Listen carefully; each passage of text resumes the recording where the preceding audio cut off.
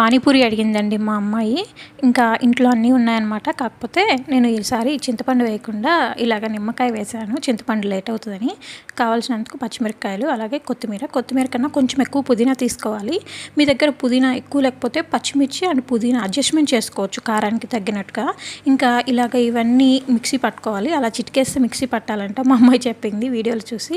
ఇంకా ఇప్పుడు మిక్సీ పట్టిందని అలాగే వేసుకోవచ్చు, లేకపోతే ఇలా మిక్స్ చేసుకొని కొంచెం ఆ పేస్ట్ ఉంటుంది కదా, ఆ పేస్ట్ని కలుపుకుంటే చాలా బాగుంటుంది అనమాట. మనం తినేటప్పుడు మధ్య మధ్యలో కలుపుకుంటూ ఇంకా దాని తర్వాత ఉప్పు, అలాగే కొంచెం లెమన్ వేసి ఇంకా మన టేస్ట్కి తగ్గట్టుగా అడ్జస్ట్మెంట్ చేసుకోవాలన్నమాట ఈ వాటర్ని. ఇంకా పక్కన పెట్టేసి ఈ ఉల్లగడ్డల్లో ఉప్పు, కారం, కొద్దిగా ధనియాల పొడి వేసుకున్నాం. మీకు ఇష్టమైతే గరం మసాలా కూడా వేసుకోండి అనమాట. ఇంకా మనకి సింపుల్గా పానీపూరి అయితే రెడీ అయిపోయినట్టే. మా అమ్మాయిని అడుగుదాం ఎలా ఉందో టేస్ట్ చూద్దాం.